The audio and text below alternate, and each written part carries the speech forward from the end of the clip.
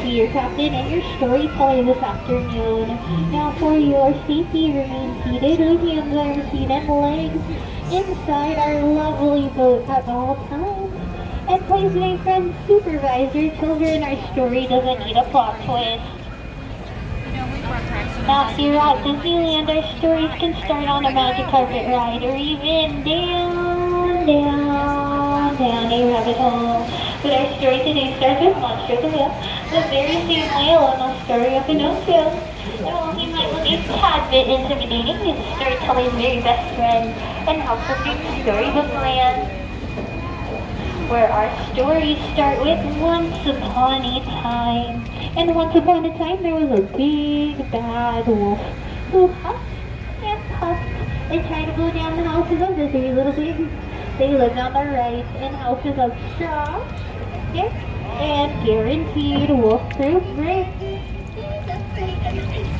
Our story now takes a strange turn around the corner and into Alice's quaint English village on the left-hand side, where one golden afternoon she followed a very late white rabbit down the rabbit hole and into Wonderland. Over on our right-hand side is London Park, where Peter Pan and the darling children were glided to Neverland, where they would never, ever have to grow up. With the help of Tinkerbell, all they needed was some faith, trust, and pixie dust. In the enchanting city of Agrabah, a street rat named Aladdin not only stole a loaf of bread in that marketplace, but also the heart of the Princess Jasmine. After staying one jump ahead of the evil Jafar, they now live happily ever after in the Sultan's palace. And now, folks, don't you dare close your eyes, because in front of us are the shining, shimmering, and splendid archways that Aladdin and Jasmine first went over, sideways, and under on their magic carpet ride to a whole new world together.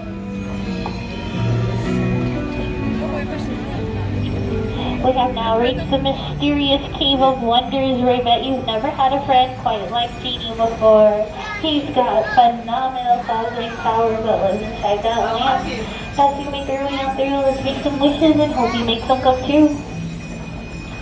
And speaking of the wishes coming true, Snow White's dearest wish was to get away from the evil queen.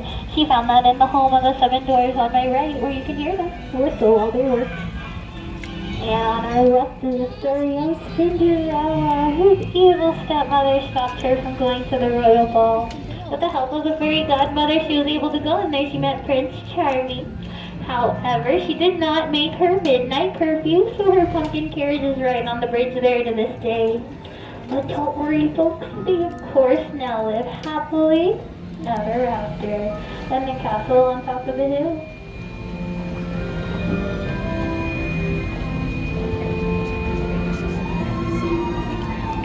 Now Cinderella taught us that a dream is a wish your heart makes.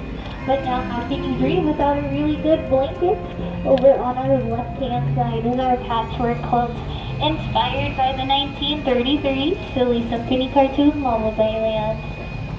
And folks, all the plants and trees surrounding us are 100% real, thanks to the magic of Tinkerbell and a wonderful Disneyland horticulture team, of course. Nothing here ever has to grow up. I will now introduce you to Disneyland's worst driver, Mr. J. Thaddeus Toad, who traded in his family home of Toad Hall for a little red dune buggy, but I hear he takes on wild rides through Fantasyland to nowhere in particular. And now welcome folks to Arendelle, whose gates opened for the first time in forever for Queen Elsa's coronation. After accidentally starting an eternal winter, Princess Anna would not let her sister go and raced up the mountaintop to save her. And in this village in front of us, a woodcarver named Geppetto wished upon a star for his puppet Pinocchio to become a real boy. After being saved from monsters, the fairy granted his wish. And folks, over here on the left, big summer blowout. Yoo-hoo! Now the final chapter of our story takes us to Prince Eric's castle on the right, where a little mermaid named Ariel fell in love with him. She traded in her mermaid tail for a pair of,